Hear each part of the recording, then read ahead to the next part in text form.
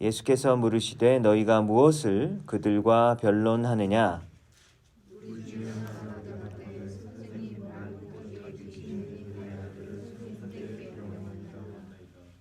귀신이 어디서든지 그를 잡으면 거꾸러져 거품을 흘리며 이를 갈며 그리고 파리해지는지라. 내가 선생님의 제자들에게 내쫓아달라 하였으나 그들이 능히 하지 못하더이다. 믿음이 없는 세대요. 너희와 함께 있으며 얼마나 너희에게 참으리요. 그를 내게로 데려오라 하시매 이에 데리고 오니 귀신이 예수를 보고 곧 그 아이로 심히 경련을 일으키게 하는지라. 그가 땅에 엎드러져 구르며 거품을 흘리더라. 예수께서 그 아버지에게 물으시되 언제부터 이렇게 되었느냐 하시니 네, 어릴 때부터니이다. 귀신이 그를 죽이려고 불과 물에 자주 던졌나이다. 그러나 무엇을 하실 수 있거든 우리를 불쌍히 여기사 도와 주옵소서. 믿는 자에게는 능히 하지 못할 일이 없느니라 하시니 곧 그 아이의 아버지가 소리를 질러 이르되 내가 믿나이다. 나의 믿음 없는 것을 도와주소서 하더라.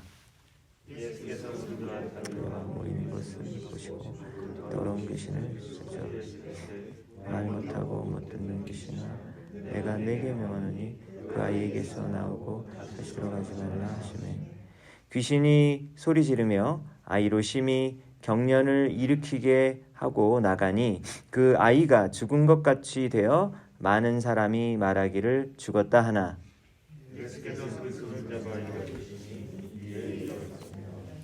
집에 들어가심에 제자들이 조용히 묻자오되 우리는 어찌하여 능히 그 귀신을 쫓아내지 못하였나이까? 없느니라 하시니라.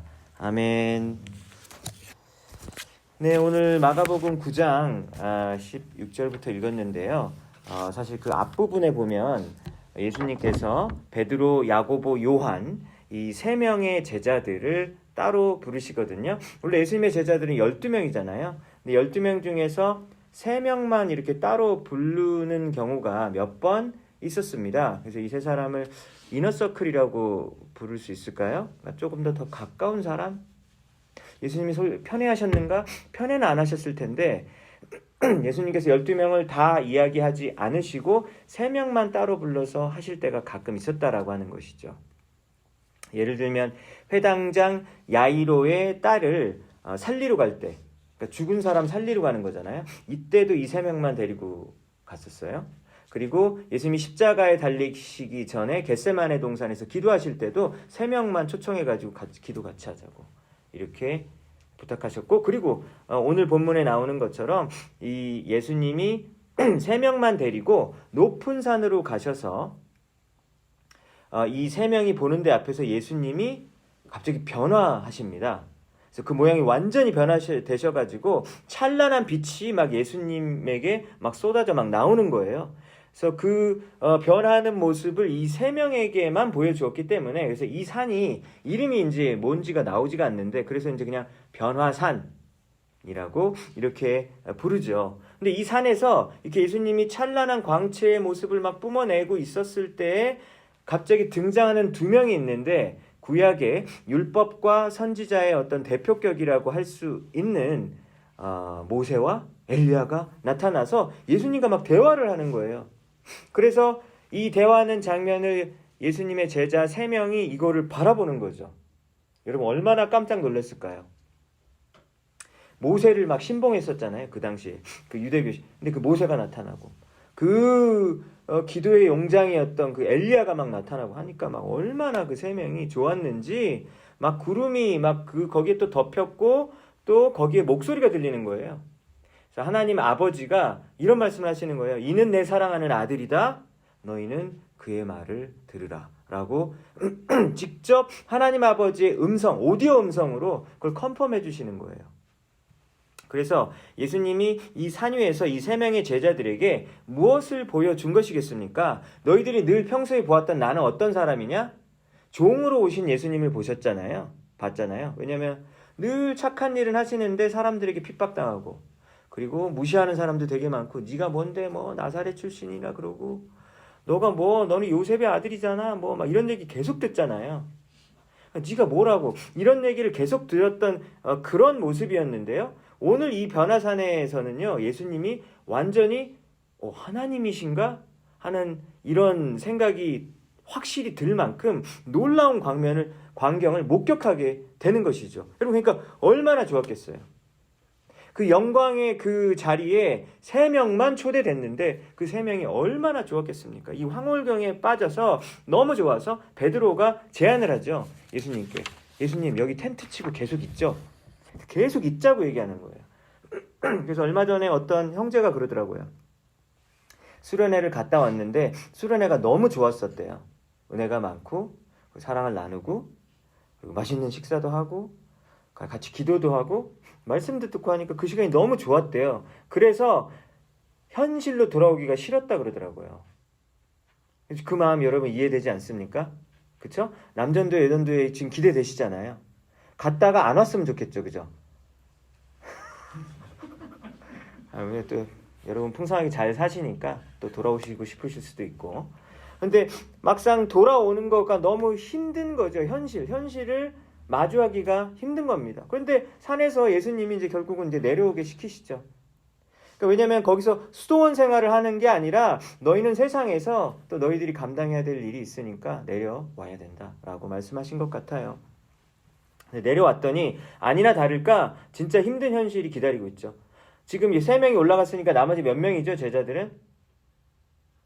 네, 9명이 기다리고 있습니다. 9명이 가만 기다리고 있는 게 아니라 거기 가서 뭐 싸움하고 있어요.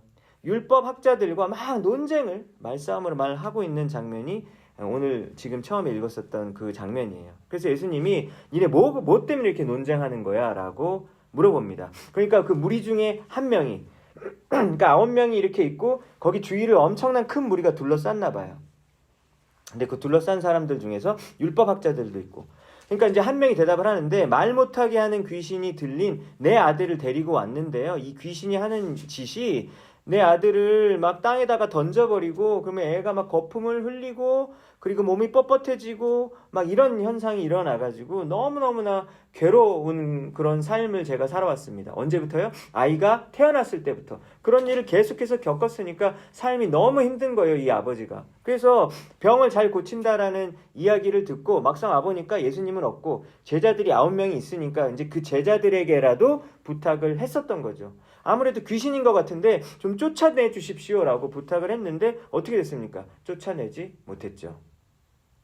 그래서 여러분 우리 사도행전에도 보면 사도 바울이 막 귀신을 쫓아내는 장면도 나오고 그리고 또 사도행전에 보면은 귀신을 쫓아내지 못하는 흉내만 내는 제사장 스게와의 아들들도 등장하잖아요. 그러니까 어떤 사람은 귀신을 내쫓을 수 있고 예수님의 권능을 받고 어떤 사람은 쫓아내지 못한다라는 것을 사실 사도행전에서도 보게 됩니다. 그래서 이 보고를 듣고 예수님이 한탄하시죠. 그래서 한탄의 내용이 뭐였습니까? 믿음이 없는 세대여. 내가 언제까지 너희와 함께 있어야 하지? 내가 언제까지 너희에게 참아야 하지? 아이를 내게 데려오너라. 그러면서 예수님이 또 말 한마디로 고쳐주셨습니다. 다 죽은 줄 알았어요. 너무 아이가 이렇게 딱 이렇게 움직이지 않고 있으니까 죽은 줄 알았는데 예수님이 손으로 일으켜서 완전히 이제 귀신이 떠나간 그런 새로운 생명을 얻게 해주신 것을 보여주셨습니다. 여러분 오늘 이 말씀을 통해서 영광의 산에서 내려와 보니까 냉정한 현실이 기다리고 있다라고 하는 것을 우리는 볼 수 있죠. 산 위에서는 예수님이 약한 분이 아니셨잖아요.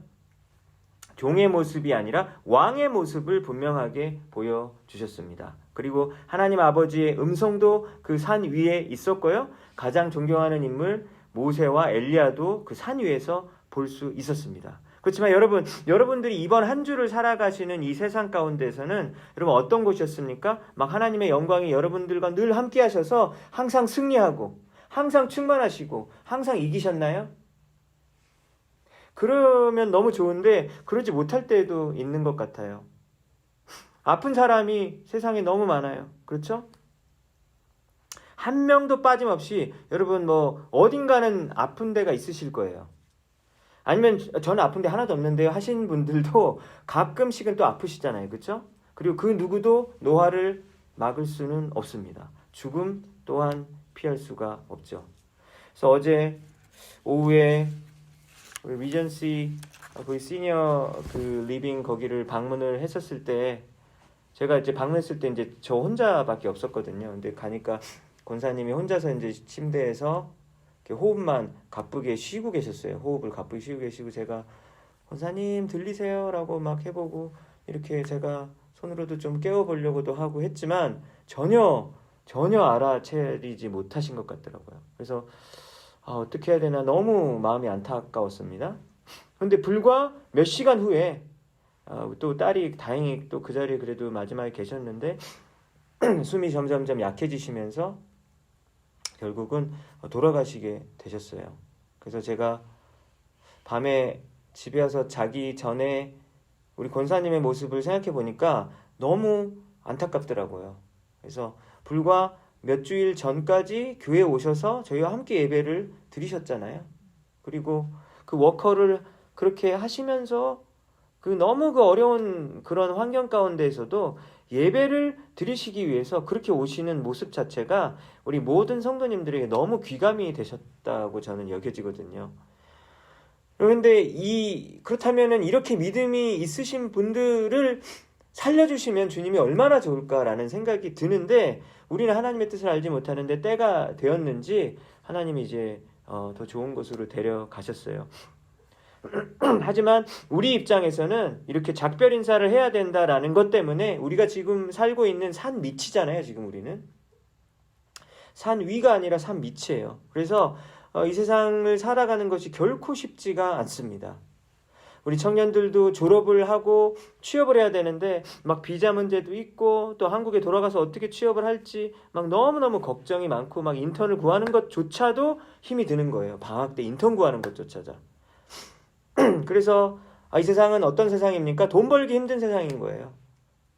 가난한 사람이 너무나도 많고, 그리고 극심한 경쟁에서 살아남아야 되는 너무나도 힘든 세상임을 우리는 알 수 있습니다. 근데 하나님이 계신 하늘은 너무나도 영광스럽고, 그 변화산 위는 모든 것이 충만했잖아요.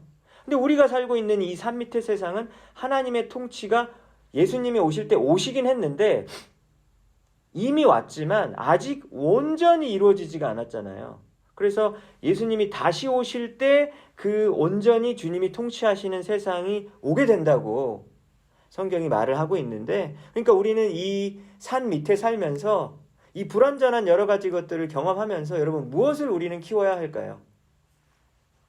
예수님 다시 오심을 소망하면서 살아가는 것이죠. 그러니까 여러분 이 세상에서 지금 우리 산 밑에 살면서 너무 편하고 너무 익숙하고, 그리고 이곳에서 너무 많은 것을 움켜쥐려고 하는 그런 모습들은 뭔가가 잘못된 것이죠. 여러분 우리 성도들은 무엇을 바라보며 살아가야 할까요? 다시 오실 예수님을 기다리며 살아가는 사람들입니다. 여러분 우리는 그 소망을 가지고 살아가야 한다라고 하는 것을 오늘 말씀이 또 보여준다라고 여겨집니다. 오늘 본문을 보니까 출애굽기 31장이 생각이 나더라고요. 모세가 시내산 위에서 영광스럽게 율법을 갖고 내려왔잖아요. 근데 그 율법을 가지고 내려왔다라는 그것 때문에 너무 밝은 빛이 비쳐가지고 사람들이 모세를 바라볼 수가 없었다고 말을 해요. 너무 눈이 부셔가지고. 왜냐하면 그 하나님의 그 영광의 임재 가운데 가까이 갔기 때문에, 고작 가까이 갔다라는 것 때문에 주위 사람들은 쳐다보지를 못해서 수건으로 가려야지 될 정도였다라고 묘사하고 있어요. 근데 모세가 산 밑으로 내려오자마자 기분이 팍 상했잖아요. 왜 그랬습니까? 믿었던 형 아론이 주도해가지고 온 민족을 우상숭배하는데 막 금송아지 만들어가지고 막 춤추고 막 우상숭배를 하고 있는 거예요. 그러니까 모세가 여러분 어떤 기분이 들었을까요? 왜냐하면 들뜬 마음으로 이 율법을 선물을 줘야겠다라고 그리고 온 거잖아요. 그런데 딱 내려와 보니까 내가 이 꼴 보려고 산에서 내려왔나 싶은 그런 마음인 거죠. 내가 이렇게 받을 자격이 전혀 없는 자들에게 무슨 이 귀한 선물을 주겠다고 율법을 받아왔나 라는 그런 마음이었다라고 하는 거죠. 예수님이 지금 비슷한 감정인 거죠. 왜 그렇죠? 이 믿음이 없는 세대여, 내가 언제까지 너희와 함께 있어야 되냐? 내가 언제까지 너희에게 참아야 되냐? 그러니까 제자들이 참아야 되는 대상이 되어지는 거잖아요. 그렇죠? 그래서 그 아이를 데려오라고 얘기하고 예수님이 고쳐주셨습니다. 여러분, 오늘 이 말씀을 보면서 예수님의 그 한탄하는 모습에 좀 집중했으면 좋겠어요. 그러니까 사나리에 살고 있는 우리가 어떻게 살아야 되는가? 첫 번째로 중요한 거는요, 믿음이 있어야 된다. 그리고 성령의 능력이 있어야 한다라고 하는 것이죠.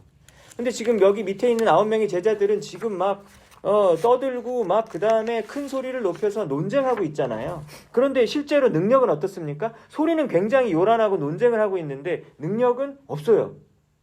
그렇잖아요? 여러분, 그렇다면 우리도 주님을 위해서 여러 가지 봉사의 일을 한다고 하고 또 우리가 나름대로의 하나님 앞에서 살아간다고 하는데, 여러분, 우리가 판단할 때 혹시 자기가 자기 자신을 판단하면서 나 정도면 좀 괜찮게 신앙인으로 살아가고 있는 것이다 라고 혹시 착각할 수도 있잖아요. 그렇죠? 근데 내가 나 자신을 판단해서도 안 되는 거 아시죠, 여러분? 왜냐면 내가 내 자신을 판단을 잘 못해요. 대부분 착각할 때도 많고 오해할 때도 많고, 또 남들은 또 되게 잘한다고 생각하는데 나는 스스로 열등감 가질 때도 있고, 이런 경우도 있잖아요. 그렇죠? 그래서 사도 바울이 고린도전서 4장에서 나는 나 스스로도 판단하지 않는다 이렇게 얘기를 해요. 그러니까 여러분, 자기가 스스로를 판단해서도 안 되고 남들이 나를 대해서 판단하는 것도 너무 신경을 쓰면서 중요하게 생각하면서 살아가는 것도 문제가 있죠. 그렇다면 여러분, 누구의 시선을 생각하며 우리는 살아가야 되겠습니까? 오직 예수님의 시선만을 생각하면서 살아가야 되는 것이죠. 지금 오늘 제자들의 상태는 별로 좋지가 않아요. 예수님의 그 참음의 대상이 되어지고, 그리고 예수님이 너희들 제발 좀 믿음이 있었으면 좋겠어. 내가 언제까지 너희와 함께 할 거야. 나는 이제 좀 있으면 죽어야 되는데. 그 예수님의 그 한탄하는 모습의 대상이 되는 게 여러분, 이 바로 제자들 아니었겠습니까? 그렇다면 여러분, 우리의 신앙을 살펴볼 때 여러분, 우리 안에 신앙의 능력이 얼마나 있는지가 여러분 정말 중요하겠죠. 성령의 어떤 겉모습, 어떤 여러 가지 그런 신앙의 겉모습보다 더 중요한 것은 우리 안에 정말 신앙의 능력이 있냐라고 하는 거죠. 우리가 기도할 때 기도의 능력이 나타나고, 그리고 우리와 주위에 있는 사람들과 대화를 나눌 때 우리를 통해서 그 사람들이 세워지고, 그리고 정말로 또 중요한 건 무엇입니까? 우리 안에 사랑이 있어야 되는 거죠. 사랑이.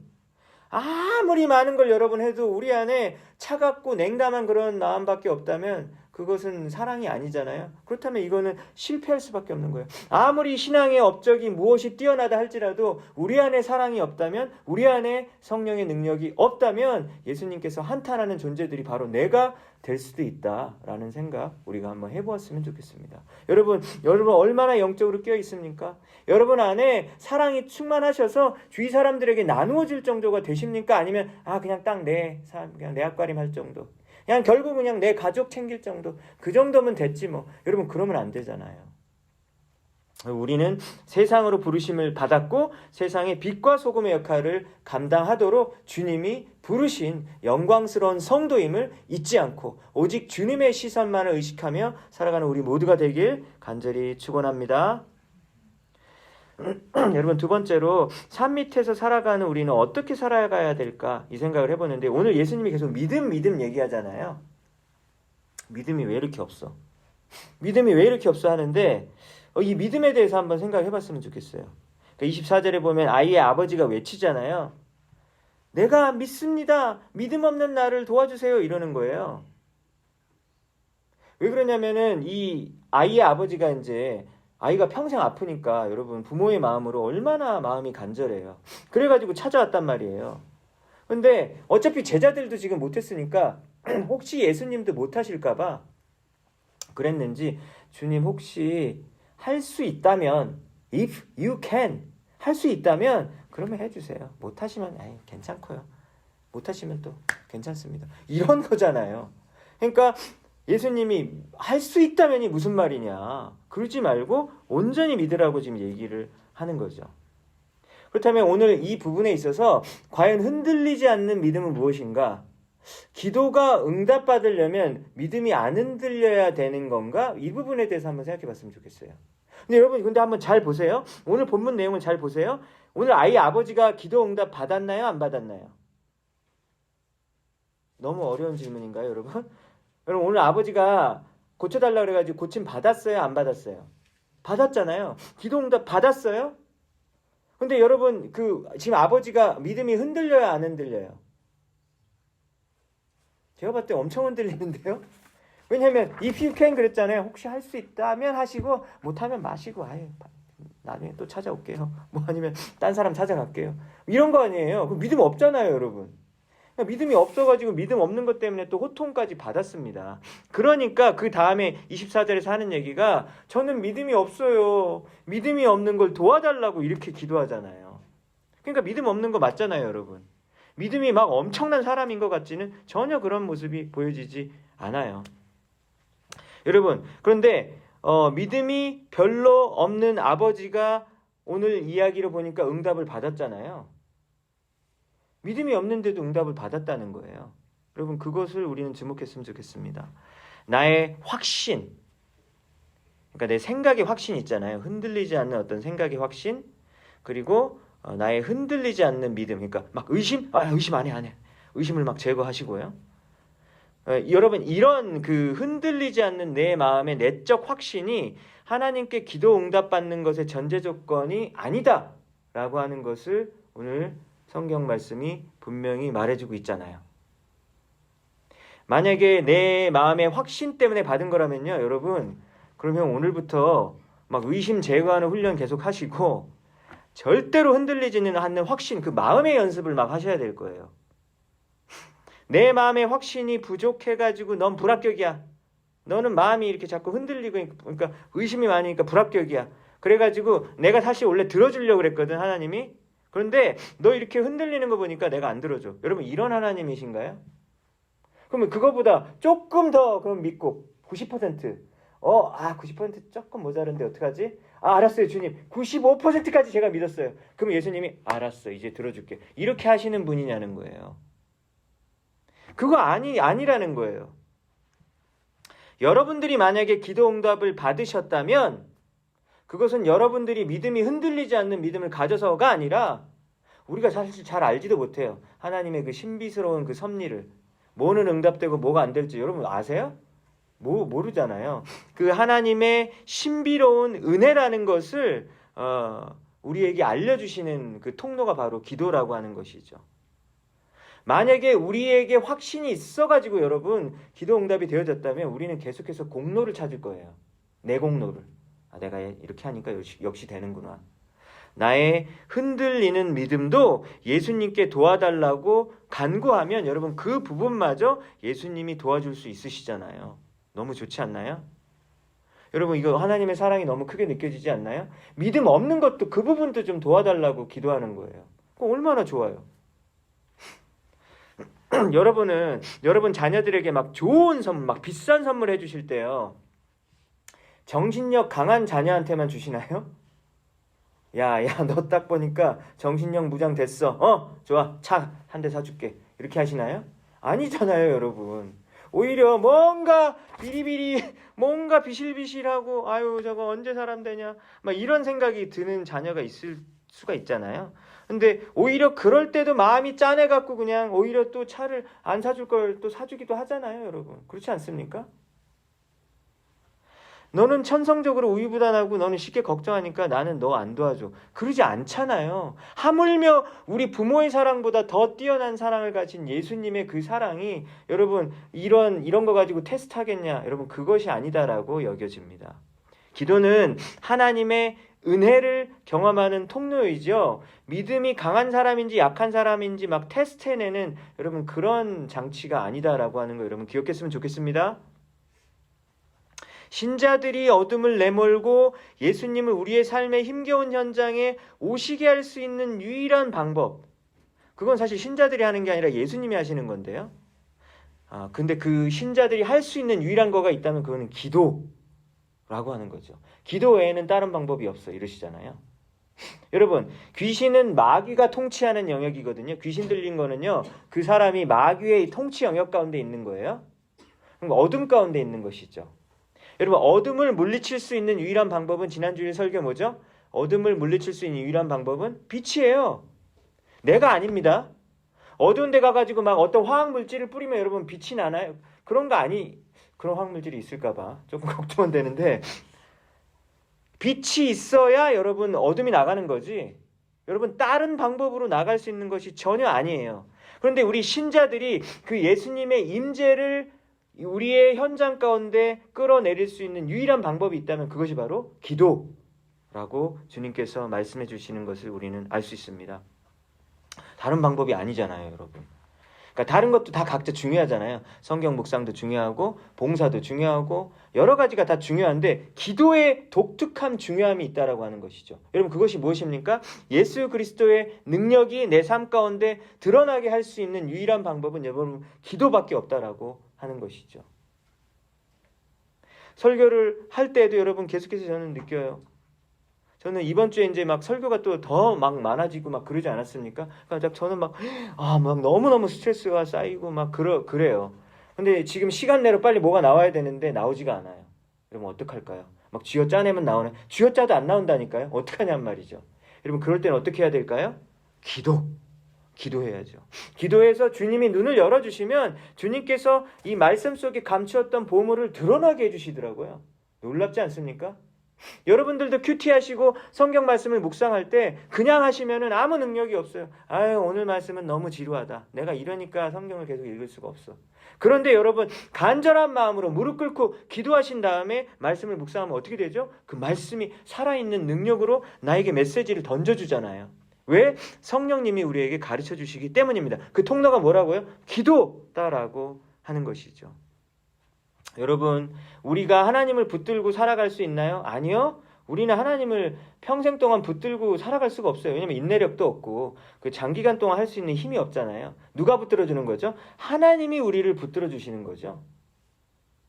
우리의 믿음 없음마저도 주님께서 도와주시니까 얼마나 우리에게 안도감이 들고 감사한지 모르겠습니다. 여러분 그 능력에 의지하면서 하는 기도가 되시기 바랍니다.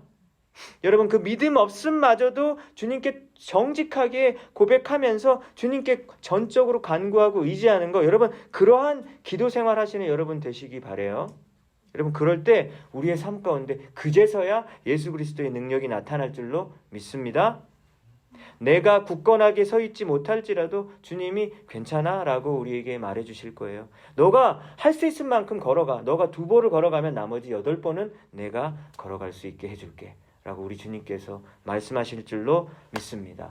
여러분 오늘 말씀을 통해서 오직 예수 그리스도의 시선만 생각하며 살아가는 우리가 되길 바랍니다. 두 번째로, 귀신을 내쫓아낼 수 있는 능력은 그 사람이 흔들리지 않는 신념 때문에 된 것이 아니라 믿음이 없는 자에게 오히려 그 부분마저도 도움을 주시는 예수 그리스도의 충만한 은혜와 사랑 때문에, 그 긍휼하신 마음 때문에 될 수 있었다라는 것을 알고 우리의 삶도 예수님의 자비만을 의지하며 사랑만을 의지하며 살아갈 수 있는 우리 모든 성도님들 되시기를 주님의 이름으로 축복합니다.